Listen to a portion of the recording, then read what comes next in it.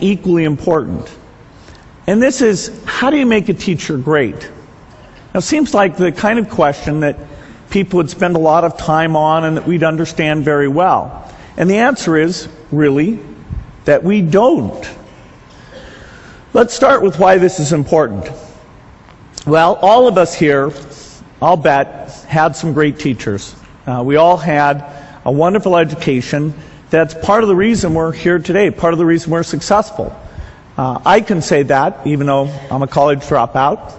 I had great teachers. And in fact, in the United States, the teaching system has worked fairly well. There are fairly effective teachers in a narrow set of places. So the top 20% of students have gotten a good education. And those top 20% have been the best in the world if you measure them against the other top 20%. And they've gone on to create the revolutions in software and biotechnology and keep the U.S. at the forefront. Now, the strength for those top 20% is starting to fade on a relative basis, but even more concerning is the education that the balance of people are getting. Not only has that been weak, it's getting weaker. And if you look at the economy, it really is only providing opportunities now to people with a better education. And so we have to change this. We have to change it so that people have equal opportunity. We have to change it so that the country is strong and stays in the forefront of things that are driven by advanced education, like science and mathematics. When I first learned the statistics, I was pretty stunned at how bad things are. Over 30% of kids never finish high school.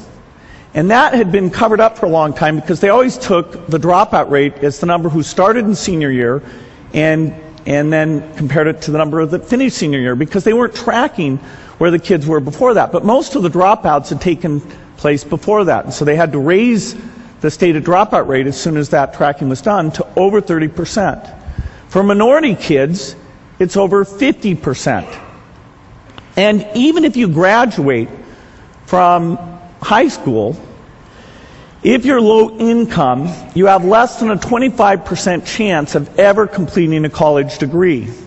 If you're low income in the United States, you have a higher chance of going to jail than you do of getting a 4-year degree. And that, doesn't seem entirely fair. So, how do you make education better? Our foundation for the last 9 years has invested in this. There's many people working on it. We've worked on small schools. We've funded scholarships. We've done things in libraries. A lot of these things had a good effect. But the more we looked at it, the more we realized that having great teachers was the very key thing. And so we hooked up with some people studying how much variation is there between teachers, between, say, the top quartile, the very best, and the bottom quartile. How much variation is there within a school or between schools? And the answer is that these variations are absolutely unbelievable. A top quartile teacher will increase the performance of their class based on test scores by over 10% in a single year. What does that mean? Well, that means if the entire U.S. for 2 years had top quartile teachers, the entire difference between us and Asia would go away. And within 4 years, we would be blowing everyone in the world away. So it's simple. All you need is those top quartile teachers. And so you'd say, well, wow, that's good. We should reward those people. We should retain those people. We should find out what they're doing and transfer that skill to other people. But I can tell you that absolutely is not happening today. What are the characteristics of this top quartile? What do they look like? You might think, well, these must be very senior teachers. And the answer is no. Once somebody is taught for 3 years, their teaching quality does not change thereafter. The variation is very, very small. You might think, well, these are people with master's degrees. They've gone back and they've gotten their master's of education. This chart takes 4 different factors and says how much do they explain teaching quality. That bottom thing, which says there's no effect at all, is a master's degree. Now, the way the pay system works is there's two things that are rewarded. One is seniority, because your pay goes up and you vest into your pension. And the second is giving extra money to people who get their master's degree. But it in no way is associated with being a better teacher. Teach for America, slight effect. For math teachers, majoring in math is a measurable effect. But overwhelmingly, it's your past performance. There are some people who are very good at this. And we've done almost nothing to study what that is and to draw it in, to replicate it, to raise the average capability, or to encourage the people with it to stay in the system. You might say, well, do the good teachers stay and the bad teachers leave? The answer is, on average, the slightly better teachers leave the system, and it's a system with very high turnover. Now, there are a few places, very few, where great teachers are being made. A good example of one is a set of charter schools called KIPP. KIPP means knowledge is power. It's an unbelievable thing. They have 66 schools, mostly middle schools, 7 high schools, and what goes on is great teaching. They take the poorest kids, and over 96% of their high school graduates go to four-year colleges. And the whole spirit and attitude in those schools is very different than in the normal public school. They're team teaching. They're constantly improving their teachers. They're taking data, the test scores, and saying to a teacher, hey, you caused this amount of increase. And so they're deeply engaged in making teaching better. When you actually go and sit in one of these classrooms, at first it's very bizarre. I sat down and I thought, what is going on? The teacher was running around and the energy level was high. I thought, well, I'm in the sports rally or something. What's going on? And the teacher was constantly scanning to see which kids weren't paying attention, which kids were bored, and calling on kids rapidly, putting things up on the board. It was a very dynamic environment because particularly in those middle school years, 5th through 8th grade, keeping people engaged and setting the tone that everybody in the classroom needs to pay attention. Nobody gets to make fun of it or have the position of, the kid who doesn't want to be there. Everybody needs to be involved. And so KIPP is doing it. How does that compare to a normal school? Well, in a normal school, teachers aren't told how good they are. The data isn't gathered. In the teacher's contract, it will limit the number of times the principal can come into the classroom, sometimes to once per year. And they need advance notice to do that. So imagine running a factory where you've got these workers, some of them just making crap, and the management is told, hey, you can only come down here once a year, but you need to let us know because we might actually fool you and try and do a good job in that one brief moment. Even a teacher who wants to improve doesn't have the tools to do it. They don't have the test scores.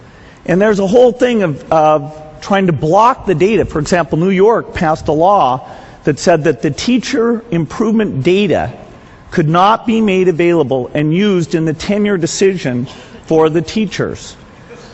And so that's sort of working in the opposite direction. But I'm optimistic about this. I think there's some clear things we can do. First of all, there's a lot more testing going on, and that's given us the picture of where we are. And that allows us to understand who's doing it well and call them out and find out what those techniques are. Of course, digital video is cheap now. Putting a few cameras in the classroom and saying that things are being recorded on an ongoing basis is very practical in all public schools. And so every few weeks, teachers could sit down and say, okay, here's a little clip of something I thought I did well. Here's a little clip of something I think I did poorly. Advise me when this kid acted up. How should I have dealt with that? And they can all sit and work together on those problems. You can take the very best teachers and kind of annotate it, have it so everyone sees who is the very best teaching this stuff. You can take those great courses and make them available so that a kid could go out and watch the physics course, learn from that. If you have a kid who's behind, you would know you could assign them that video to watch and review the concept. And in fact, these free courses could not only be available just on the internet, but you could make it so that DVDs were always available, and so anybody who has access to a DVD player can have the very best teachers. And so by thinking of this as a personnel system, we can do it much better. There's a book actually about KIPP, the place that this is going on, that Jay Matthews, a Newsweek reporter, wrote called Work Hard, Be Nice. And I thought it was so fantastic, gave you a sense of what a good teacher does. I'm going to send everyone here a free copy of this book.